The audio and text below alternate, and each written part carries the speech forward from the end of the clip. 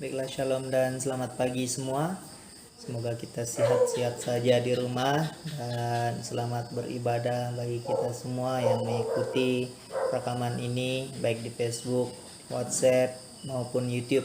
Tapi biarlah kita semua diberkati melalui firman Tuhan dan juga melalui pimpinan Tuhan dalam pujian dan juga doa kita. Mari kita sama-sama berdoa supaya kita dapat memulakan kebaktian pada hari ini dengan kuasa dan pimpinan Tuhan. Saya pimpin kita dalam doa. Tuhan Yesus Kristus, terima kasih karena Engkau sungguh baik buat kami. Engkau berikan kami nafas, Engkau berikan kami hidup yang baik. Dan saat ini kami mau memuji, memuliakan Engkau. Kami berdoa untuk kebaktian ini. Kami mohon pimpinanmu dalam kebaktian ini Tuhan. Ini doa kami ya Tuhan. Kami buka acara ini hanya dalam nama Tuhan Yesus Kristus. Amin. Shalom dan selamat pagi semua. Sebelum kita masuk dalam ibadah kita, mari kita masuk dalam panggilan berbakti yang terdapat dalam Mazmur 150 ayat 1 hingga 6. Mazmur 150 ayat 1 hingga 6. Sejuk di atas, haleluya.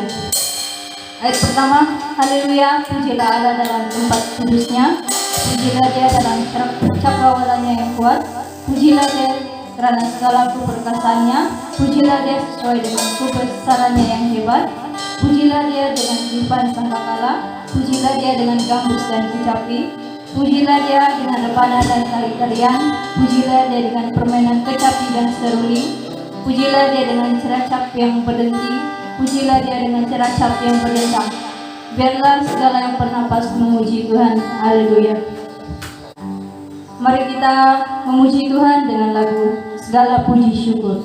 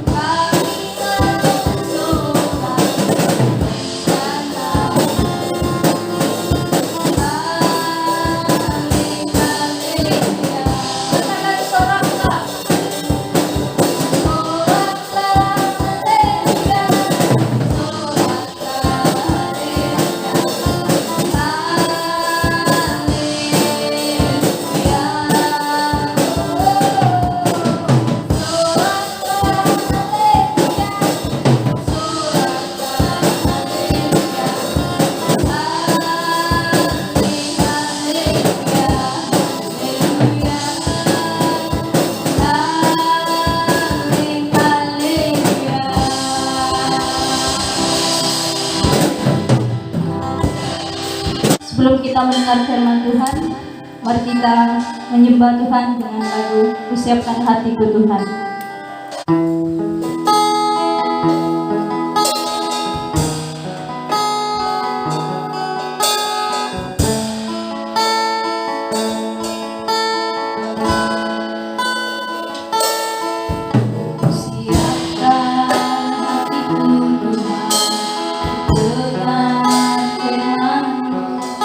Saat ini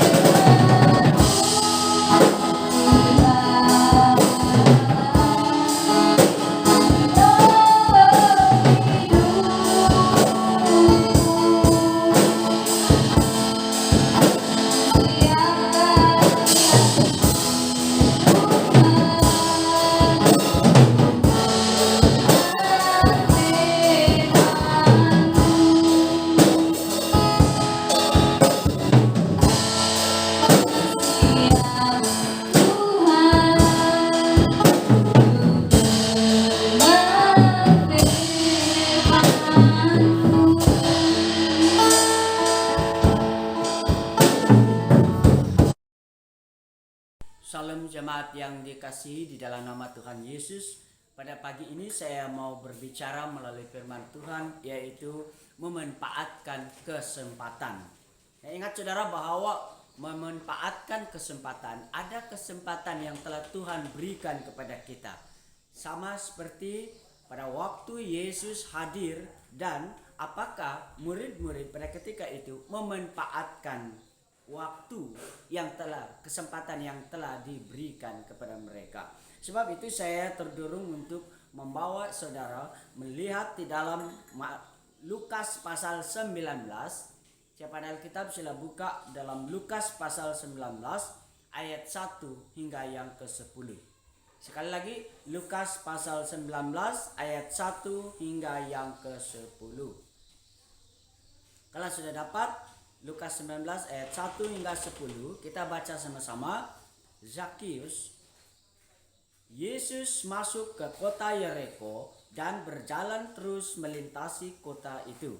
Di situ ada seorang bernama Zakius, kepala pemungut cukai, dan ia seorang yang kaya.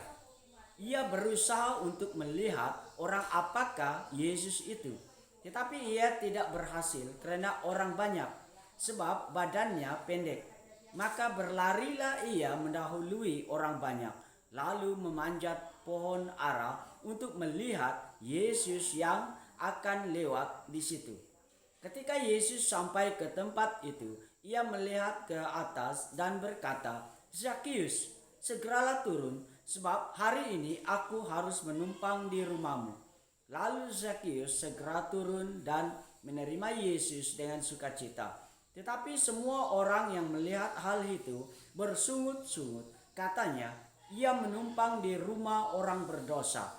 Tetapi Yesus berdiri dan berkata, Tetapi Zakius berdiri dan berkata kepada Tuhan, "Tuhan, setengah dari milikku akan kuberikan kepada orang miskin, dan sekiranya ada sesuatu yang kuperas dari seseorang, akan kukembalikan 4 kali lipat." Kata Yesus kepadanya, "Hari ini telah terjadi keselamatan kepada rumah ini, karena orang ini pun anak Abraham. Sebab Anak Manusia datang untuk mencari dan menyelamatkan yang hilang." Mari kita berdoa. Bapa Surgawi yang kami kenal dalam nama Yesus, pagi ini kami datang kepadamu Tuhan. Kami menyerahkan saat kami mendengar firman-Mu, biar suatu kesempatan ini terbuka kepada kami semua, supaya kami memanfaatkan kehadiran Tuhan di dalam hidup kami. Berbicaralah Bapa, karena kami siap mendengar. Di dalam nama Yesus kami sudah berdoa. Amin. Memanfaatkan kesempatan. Zakius sudah memanfaatkan kesempatan. Pertama, dia berusaha melihat siapakah Yesus itu. Yang kedua, dia juga memberi tumpangan setuju memberi tumpangan kepada Yesus di rumahnya. Yang ketiga, Zakius sudah sudah sedia untuk memanfaatkan kesempatan dengan bertaubat sepenuhnya di dalam Tuhan Yesus. Nah, ayat yang ke-9 hingga yang ke-10, di situ adalah terkandung misi Kristus. Misi Kristus adalah mencari dan menyelamatkan yang hilang. Itu misi Kristus. Dia adalah merealisasikan kasih karunia Allah di dalam Yesus Kristus. Jadi tugas Yesus ialah sudah dilaksanakan. Dia mencari dan menyelamatkan yang hilang. Kasih karunia Allah sudah tergenapi di dalam Yesus, karena dia datang mencari dan menyelamatkan. Tetapi apakah kita sudah memanfaatkan kesempatan yang ada? Saudara yang kekasih dalam nama Tuhan Yesus, kalau kita baca di dalam Lukas 19 ayat 1 hingga 10 tadi, kita melihat bahwa kelebihan ada pada Zakius. Apakah kelebihan yang ada pada Zakius, saudara? Karena dia adalah seorang pemungut cukai dan kepala pemungut cukai lagi. Dia adalah seorang yang kaya, tahu. Dia adalah seorang yang kaya. Itu diakui oleh penulis bahwa dia seorang kaya. Ini kelebihannya Zakheus. Tetapi ingat bahwa ada kelebihan, ada kekurangan. Zakheus banyak kekurangannya juga. Di dalam kelebihan dia banyak kekurangan. Apakah kekurangan Zakheus? Dalam segi physical, dia adalah seorang pendek atau rendah.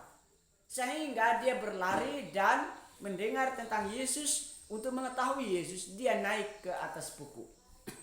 Kenapa? Sebab dia berusaha mau melihat siapa Yesus. Dia berlari mendahului semua orang untuk supaya dia dapat melihat Yesus. Usahanya Zakheus, saudara. Dia di dalam kekurangan, tetapi di dalam kekurangan itu dia berusaha. Dalam segi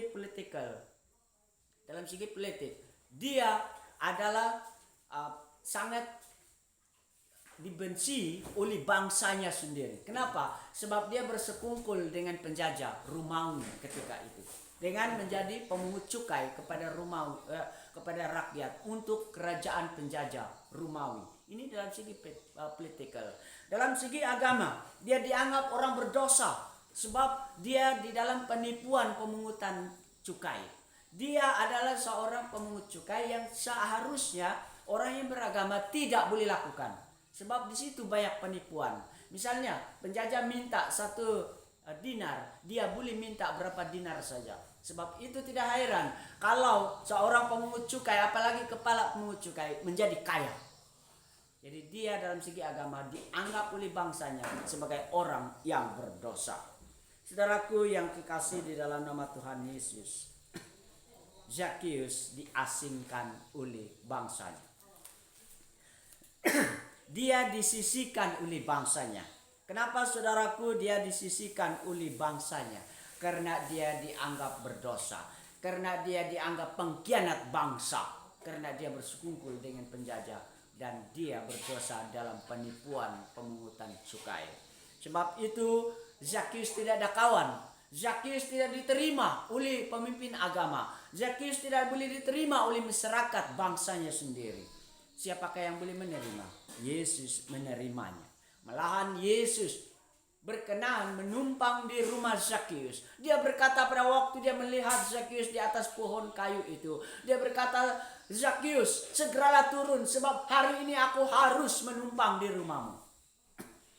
Meskipun orang-orang Farisi, orang-orang pemimpin agama, orang Yahudi, mereka tidak senang karena Yesus mau menumpang di rumah orang berdosa. Orang yang dianggap adalah orang yang harus disisihkan, diasingkan dari bangsa mereka. Orang yang dianggap sudah jauh daripada terpisung daripada ajaran agama. Tetapi Yesus menerima Zakheus.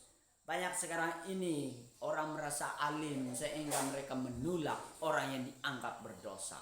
Tetapi Yesus datang ke dalam dunia, misinya mencari dan menyelamatkan kita. Siapakah kita, saudara? Kalau kita menghakimi orang lain, sehingga orang lain tidak ada kesempatan untuk bertobat.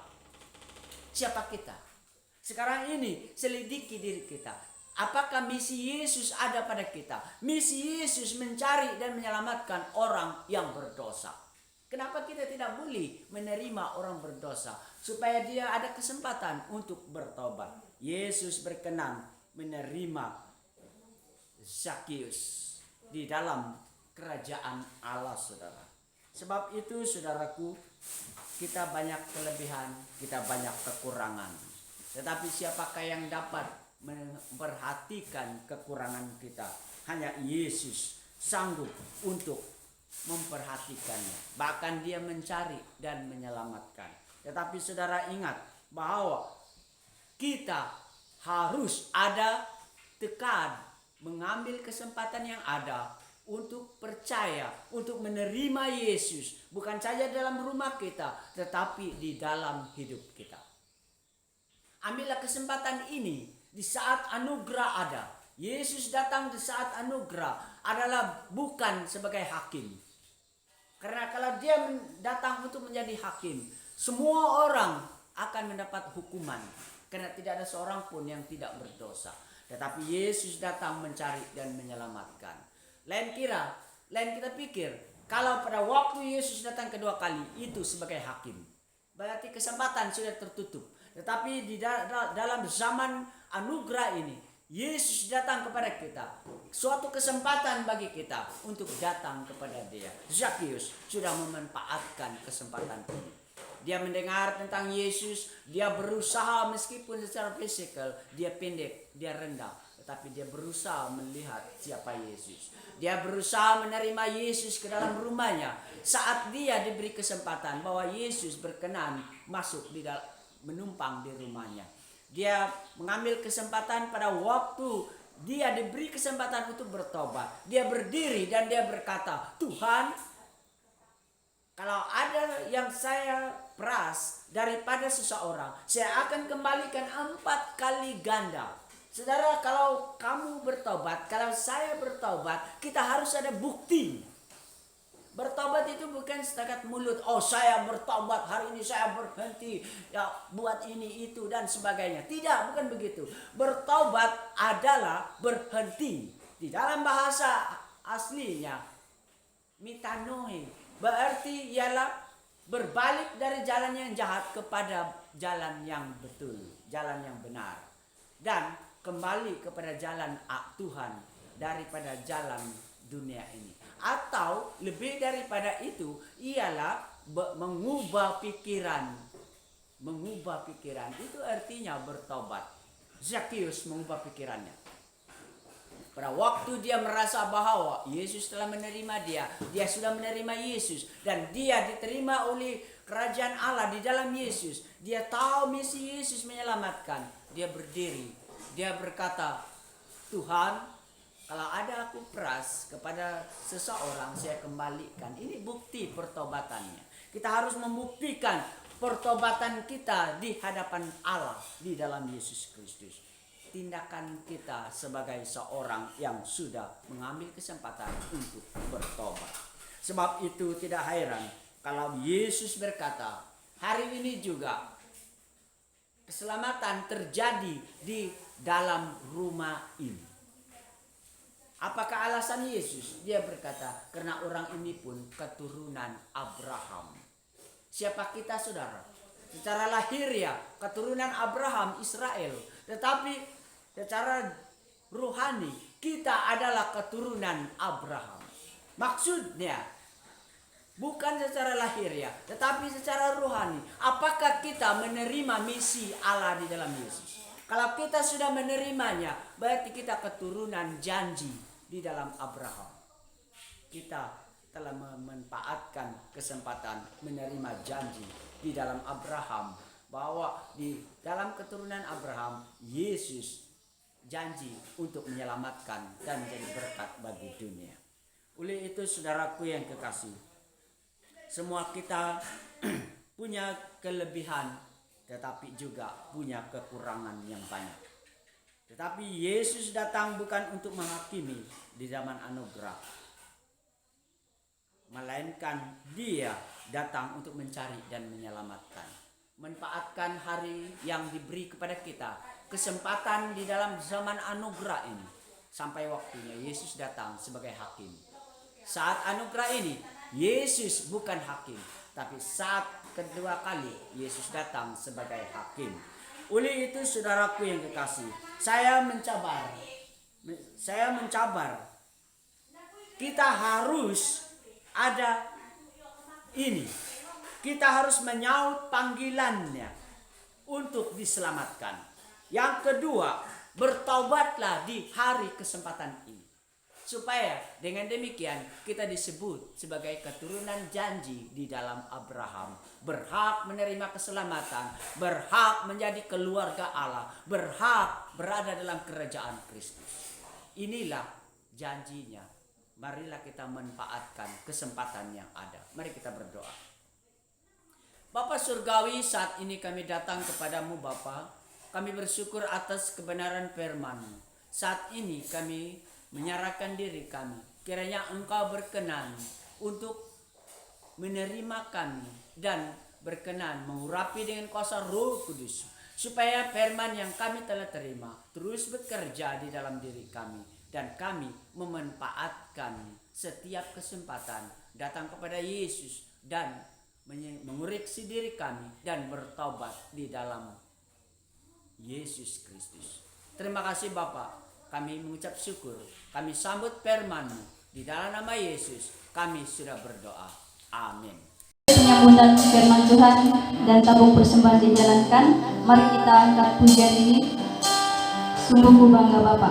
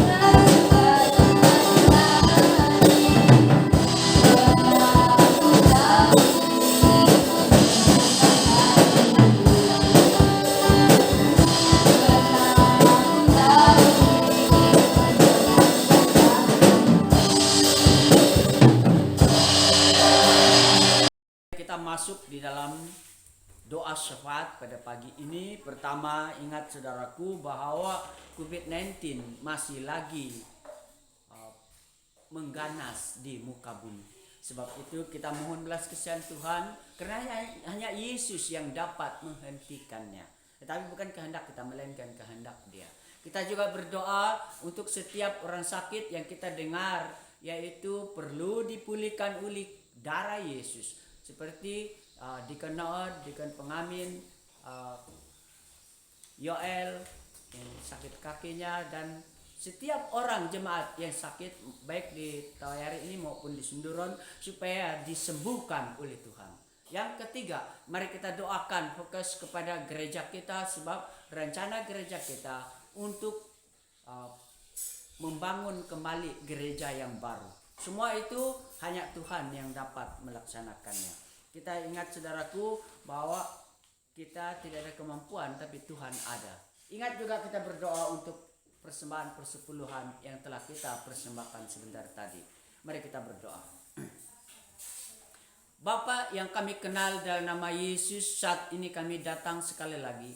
Kami menyerahkan diri kami, semua bahan doa yang telah kami sampaikan pada pagi ini, kiranya Engkau berkenan untuk menerimanya. Suci dan kuduskanlah kami Tuhan, supaya kami layak menaikkan permohonan ini di hadapan-Mu. Kami berdoa, kiranya Engkau mencabut coronavirus atau COVID-19 dari muka bumi. Engkau lah yang berkuasa menghentikannya. Putuskanlah rantaiannya Tuhan. Hanya Yesus yang mampu melakukan, karena Yesus berkuasa di surga dan di bumi. Kami berdoa kiranya Engkau menyembuhkan mereka yang telah menjadi mangsa kepada coronavirus. Dalam nama Yesus kami sembuhkan mereka. Kami berdoa pada saat ini Bapa di surga untuk setiap jemaat yang sakit, khususnya bagi Deacon Noon, Deacon Pengamin, dan juga Yoel. Kiranya Engkau memulihkan, Engkau akan menyembuhkan mereka dalam nama Yesus. Dan biar mereka sembuh, dan mereka mendatangkan sukacita bagi semua orang. Dan biar sukacita itu menjadi kesaksian bahwa hanya Yesus yang mampu menyembuhkan. Kami berdoa kiranya kesembuhan ini menjadi suatu kekuatan bagi semua jemaat, bahwa hanya Yesus sanggup menyembuhkannya. Dan biar mereka dapat melayani Engkau, memuliakan Engkau, dan menjadi saksi-Mu. Kami berdoa untuk semua perencanaan Gereja Baptis Tawayari untuk mencari tapak dan juga mendirikan gereja baru. Kami saat ini mengakui kami tidak boleh melakukannya. Kami tidak ada kesanggupan, tetapi kami bersyukur Tuhan kami adalah sumber segala sesuatu. Kami mohon kiranya Engkau akan memberkati semua tikad ini, dan kiranya gereja ini akan terus berkembang menjadi saksi dan memuliakan nama Tuhan. Kami berdoa segala halangan-halangan pengurusan gereja ini kami patahkan semua itu dalam nama Yesus. Tapi kami undang Roh Tuhan bekerja, biar kami semua dapat melaksanakannya dengan kekuatan kuasa Allah Bapa, Anak, dan Roh Kudus. Kami berdoa untuk semua jemaat bekerja, semua jemaat yang berkebun, berniaga, bersekolah. Kiranya Tuhan turut campur tangan, baik di Tawayari maupun di Sinduron, Sandau, dan di mana saja. Biar semua jemaat akan punya kesempatan memuliakan Engkau. Kalau ada yang sakit, sekali lagi sembuhkan dalam nama Yesus. Semua mereka kami serahkan dalam tangan-Mu. Pimpin dan sertai, lingkupi dengan kuasa darah-Mu. Kami berdoa mengucap syukur atas kecukupan yang Engkau beri. Dan sebentar tadi kami telah memberi persembahan dan persepuluhan. Kiranya Engkau berkenan menerimanya dan Engkau dipermuliakan. Berkatilah setiap tangan yang memberi persembahan persepuluhan. Berkati kebun mereka, berkati pekerjaan mereka, kesehatan mereka, tenaga mereka, persekolahan dan pelayanan mereka. Berkati juga setiap orang yang kekurangan, cukupkan mereka supaya mereka juga dapat menyokong pekerjaan Tuhan. Terima kasih Bapak, kami percaya Tuhan sedia untuk memberkati sesuai dengan kehendak-Mu. Terima kasih Engkau menyertai kebaktian ini dari mula, pertengahan sehingga akhir. Suraikan kami dengan kuasa Allah Bapa, Anak, dan Roh Kudus. Di dalam nama Yesus kami mengucap syukur dan kami berdoa. Amin.